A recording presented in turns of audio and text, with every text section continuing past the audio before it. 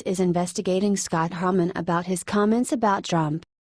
The Secret Service just announced that they are looking into Maine State Congressman Scott Hamann, who recently wrote on Facebook that as he gets within 10 feet from President Donald Trump, he would be a half-one-term president, hinting towards an assassination.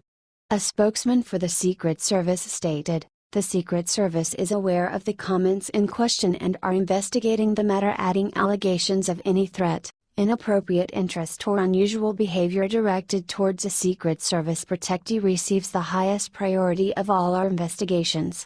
For now, the details about the investigation remain undisclosed for security reasons, said the spokesman. Anyhow, as the investigation develops, further information will be released to the public.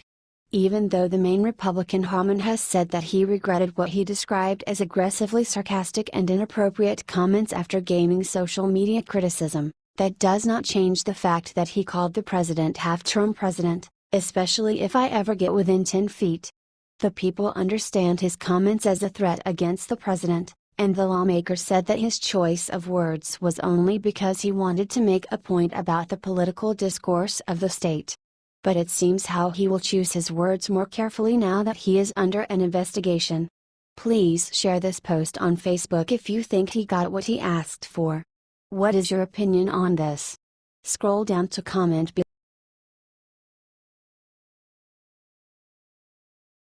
Caught. MSNBC hosts had no idea DNC solicited info from Ukraine to help Clinton. Fake news. MSNBC host Andrea Mitchell, a nasty woman who has unfairly attacked Trump, and notorious liar Brian Williams acted like they had absolutely no idea that the Clinton campaign sought out help from Ukraine to help her win the 2016 presidential election.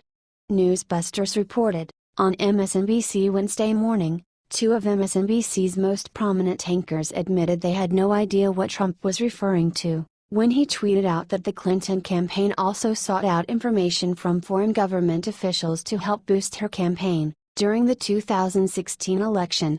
After reading the tweet, Brian Williams asked Andrea Mitchell if she knew what he was talking about. "I'm hoping you can help me decipher this," he asked. "It's hard to figure out what this is about," Andrea Mitchell quizzically responded. The humorous exchange happened during the 9 a.m. hour on MSNBC Live.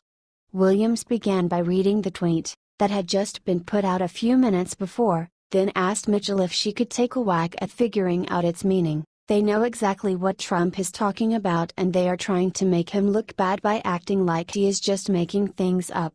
Transcript: Brian Williams, Andrea Mitchell, "I said earlier no public events for 3 days on the president's calendar. He leaves tonight for Paris, for Bastille Day celebrations. What we've heard from the president again, 3 minutes ago on Twitter, I'm hoping you can help me decipher this. Why aren't the same standards placed on the Democrats? Look what Hillary Clinton may have gotten away with. Disgraceful. Do you want to take a whack at that?" Mitchell: "I'm trying to figure it out myself." Earlier he called it a witch hunt, so he's still on the fake news or what the Democrats are doing, that combo. Perhaps this is a reference to emails, since his son voluntarily tweeted out a whole email chain. Nobody was forcing him to do that other than the questions that were raised by the New York Times, and they said they were about to reveal them themselves.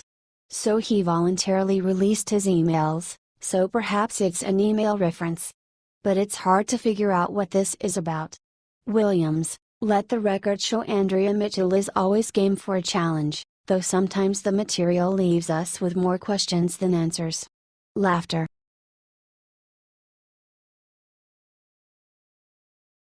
Alert: Melania steals the show at Paris parade with stunning floral print tea dress. Donald and Melania Trump joined French President Emmanuel Macron and his wife Brigitte at the annual Bastille Day parade along the Champs-Élysées in Paris on Friday. Per usual, all eyes were on the First Lady. On this great day, France's National Day and the 228th anniversary of the French Revolution, Melania and I were proud to stand with the President of France and Madame Macron to celebrate with the French people, President Trump said in a statement. The President and the First Lady sat alongside the Macrons during the celebration, but Melania might have stolen the show. She dressed in an elegant floral print sundress with a pair of royal blue high-heeled shoes for the joyous occasion.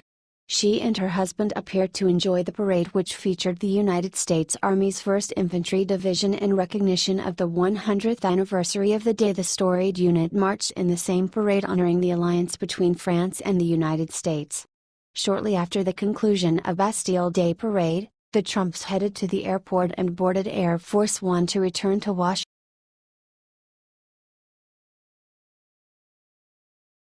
Unthinkable. An iceberg as big as Delaware broke off in Antarctica. An iceberg as big as Delaware and containing the double amount of water as Lake Erie broke off from an ice shelf in Antarctica this week, and experts are saying that this happened due to natural processes and not because of the climate change. The split of the iceberg happened between Monday and Wednesday, but the formation of the crack on the Larsen C ice shelf has been happening over the last several years. The iceberg, which will likely be designated A68, is 2,200 square miles. That makes it one of the largest ever recorded. The spill caused Larsen C to lose 12% of its size. Everyone loves a good iceberg, and this one is a corker, stated Andrew Shepard, professor of Earth observation at the University of Leeds in England. But despite keeping us waiting for so long, I'm pretty sure that Antarctica won't be shedding a tear when it's gone, because the continent loses plenty of its ice this way each year, and so it's really just business as usual. Martin O'Leary, a glaciologist at Swansea University working with the Project Midas, which has been following closely Larsen C, stated that the breakage is not evidence of global warming. Although this is a natural event, and we're not aware of any link to human-induced climate change, he stated. This puts the ice shelf in a very vulnerable position. This is the furthest back that the ice front has been in recorded history. Adrian Luckman, a member of Project Midas team, also with Swansea University, stated the following. In the ensuing months and years, the ice shelf could either gradually regrow, or may suffer further calving events which may eventually lead to collapse. Opinions in the scientific community are divided. Our models say it will be less stable, but any future collapse remains years or decades away. Luckman said that recent data from the Scripps Institute of Oceanography actually show most of the shelf thickening. A 2015 NASA study found Antarctica has been experiencing a net gain in ice mass in recent decades. Please share this post on Facebook if you think global warming is not the problem here. What is your opinion on this? Scroll down to comment below.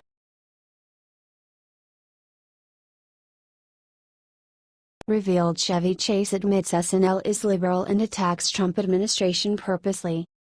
Hollywood is filled with liberals, TV shows and movies that are used as channels for propaganda, and Chevy Chase, a TV and movie star, knows this better than anyone. At the beginning, when he joined Saturday Night Live, SNL, Chase admitted that he tried to use his comedy to help Jimmy Carter win the election. Anyone who had watched the show even for a few seconds can see that what they try to pass for comedy is nothing more than leftists attacking conservative values. Here is Chase talking about modern SNL. Attacking the president has become a fashion in the celebrity world. Chase apparently is proud to have helped SNL's liberal bias, but other cast members have a different view. SNL star Michael Che supported President Trump when he was a candidate and had complained about the show's political slant. Oddly, I agree with him, Kai stated. We try to write that way. But I do agree with him. I think the show should show all views and we make a conscious effort to do so. Comedy should take both sides. No matter who is in power, we should be making fun of them. Please share this post on Facebook if you agree with Michael Che. What is your opinion on this? Scroll down to comment below.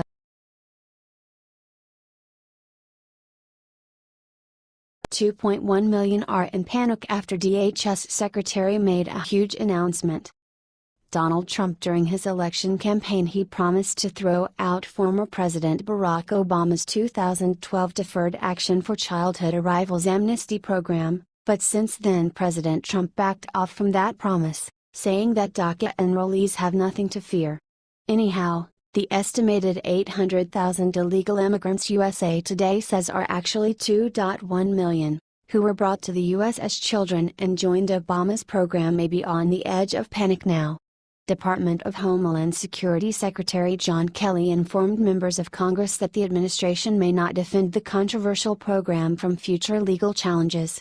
Speaking in a private meeting with members of the predominantly Democrat Congressional Hispanic Caucus, Kelly told them that if they want the amnesty program to survive, they must cooperate with Republicans in a bilateral compromise immigration bill to protect the illegals legislatively. This is what he's being told by different attorneys, that if it goes to court it might not survive, DHS spokesman David LePan stated about Kelly's remarks. Should Congress pass a bill protecting the program, they're leaving it in the hands of the courts to make a decision. That was simply too much for a visibly shaken Illinois Representative Luis Gutierrez, who dramatically announced in English and Spanish of the Attorney General, Jeff Sessions is going to say, deport them. If you're going to count on Jeff Sessions to save DACA, then DACA is ended. It's not a pretty picture, New Jersey Senator Bob Menendez stated. The legal authorities that he's spoken to suggest that DACA cannot be sustained legally. We have a different view. Kelly informed the congressional members that, even though he supports the program and Trump supports it as well, an impending legal challenge by Texas and 9 other Republican states would most likely triumph in court and end the amnesty program, leaving it up to Congress to save it. There is no doubt that many of innocent people joined the program, who were brought to the country illegally as a child with no choice of their own. Congressmen should find a way how to deal with this humanly, because some of those illegals have abused the program and many criminals have been protected by their dreamer status. In fact, since DACA was first rolled out, over 1,500 of them had their status revoked because of a gang connection or other criminal activities. Obama made a mistake by implementing the DACA by executive order. He did that because Congress had refused an impasse on a compromise.